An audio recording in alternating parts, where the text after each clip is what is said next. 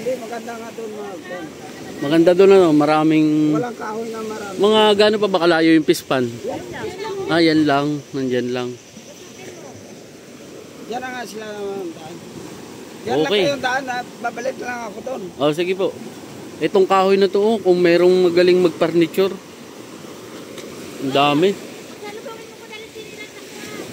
Ito yung mga kahoy na treasure. Doon sa mga marunong mag-furniture. Napakatibay po nito kasi babad na sa ano yan eh. Sa tubig alat. O yan.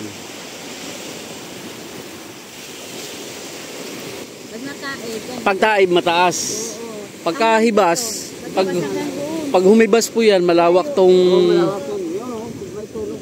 Eh di ang lawak ng ano na to. Oo. Oo nga no, may tulos ano. Hanggang doon naaabot na nalalakad yan. Pwede mo malakad hanggang dito lang tubig. Hanggang tuhod, hanggang hita. Yan, ito po ang tawag po pala dito ay taib. Pag taib po ay ano siya, yung abot dito ang tubig. Pero kapag hibas, siguro 200 meters, ayan po. Andun yung tulos oh. Hanggang doon pa yung dagat.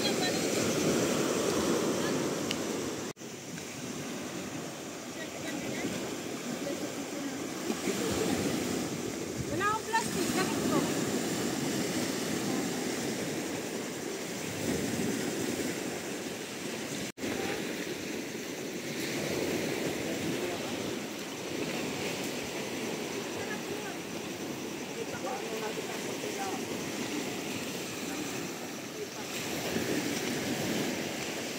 Nagkakot na meron laki eh.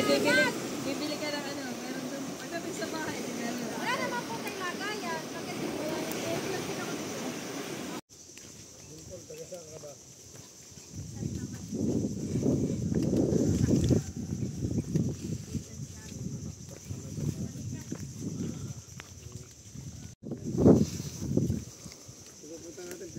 baka daw po lumubugtag ako sa Makay. Tatay, dito rin ba tayo nagdaanan? Hindi, doon sa kabila. Doon tayo Bumalikan mo na lang kami. Kasi ayan, nanay. Wala pating katig yan oh. Ayan.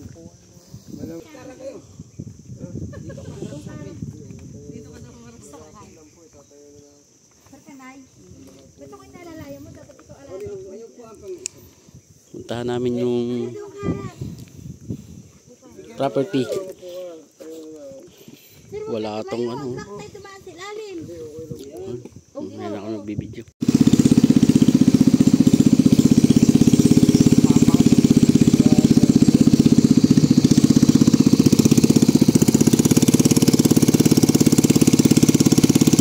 Oop, tama.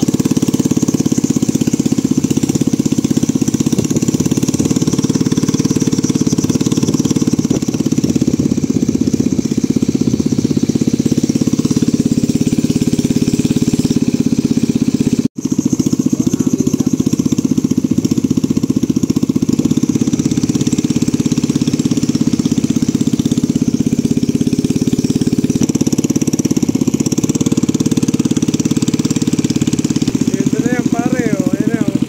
Ha? Yan na yun. Yan na. Ayan. Yan ang kubo. Loy, tatama.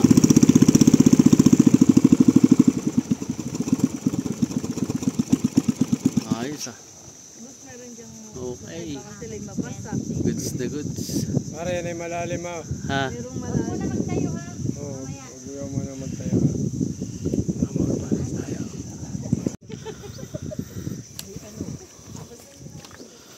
Yan na kami. Oo, natagigil yung buhon. Wow.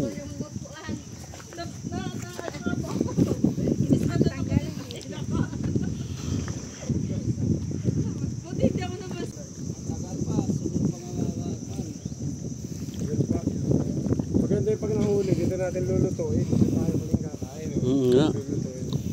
Dito ako matutulog. Gabi yung ginagawa. Sabi, nagbalita ka muna. Ito muna yun.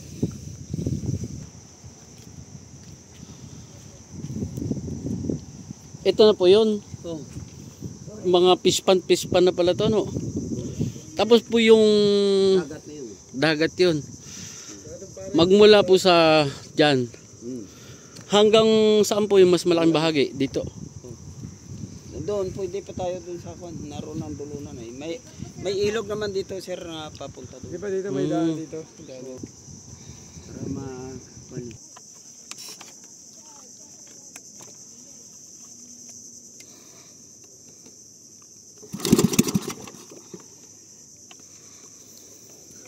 Yan po yung 4 hectares na pwedeng lagyan ng mga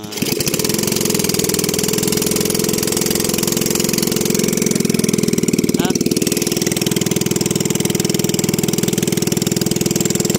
Ikutin po namin.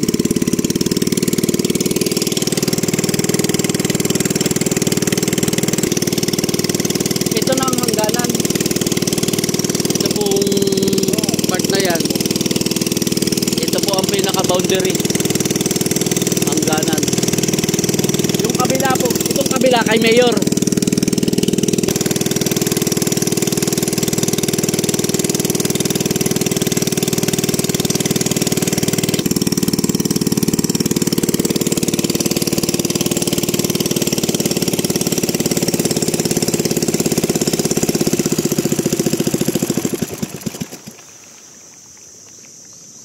Oh, buhangin na to. Oh, yan na nga.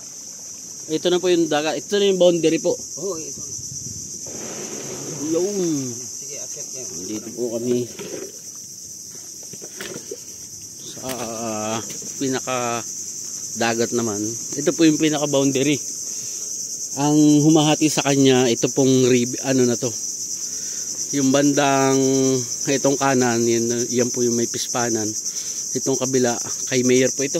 Oh, kay Basi. Kay Vice Mayor, mga ilan pong hektarya naman yung kanya dyan. Kasyam yun sa kanya. Kung Hmm, kasama ito, abutin ito 18 yata o 18. At paano, binibenta rin po yun. bibita rin yan. Pero ang buo lang, mga siyam.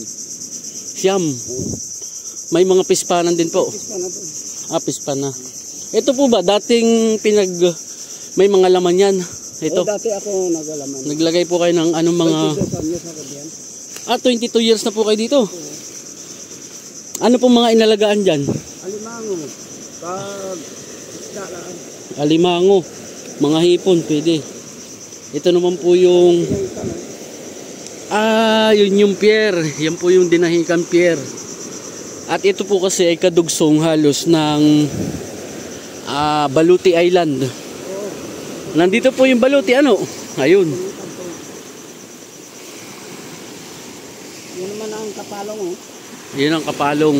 So, dito po mayroong mga bakawan kasi. Yan po ang itsura niya.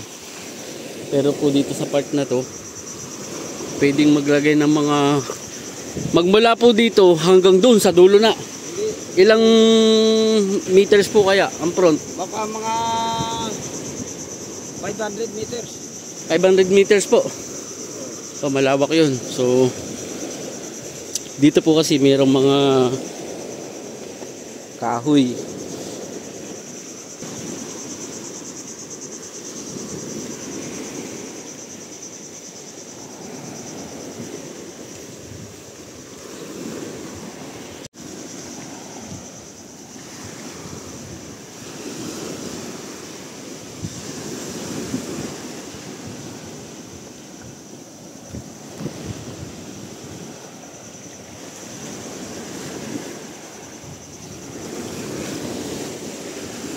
Ayan po bubuhangin, pino.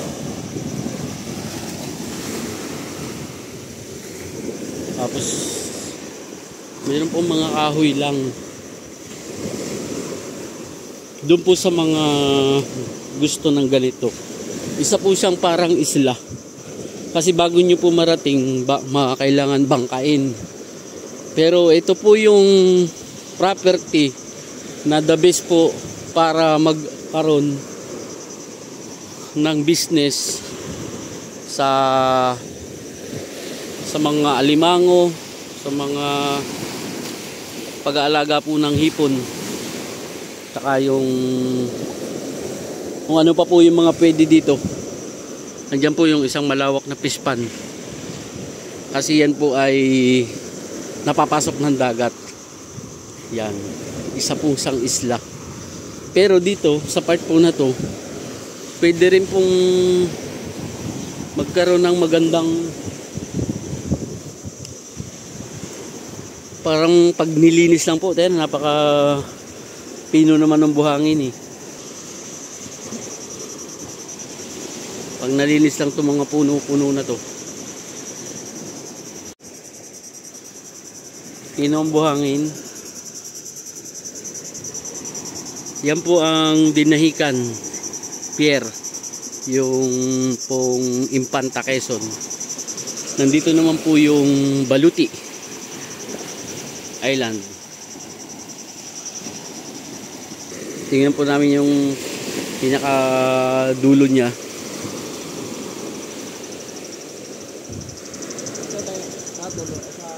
Diyan po may karatig pa po dyan. Oh, galing ay dagat na. Wala na yan, hindi na tubig. Wala na pispan na lang daw din. Yan lang ang lubo.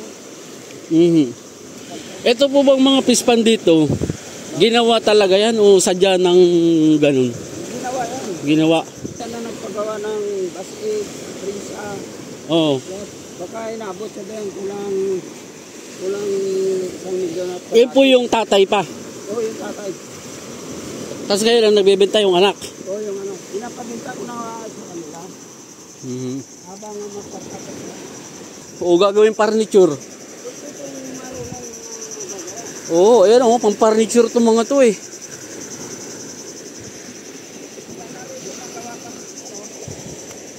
Ha?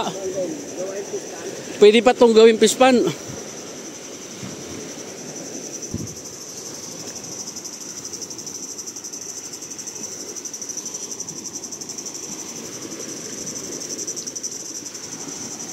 Hanggang dito pa po sa dulo na to yung boundary, kasi 4.3 hectares po siya eh.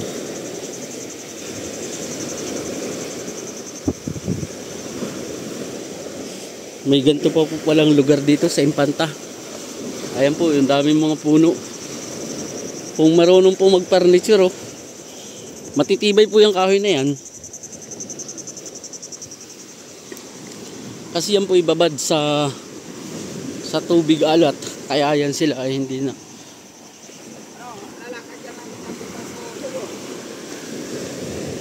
Bakit meron po ba ditong daan? Yan ang daanan yung Ay, diretsong basi dyan. Pwede. Hindi ka na mag- Oo, makikita. Oo.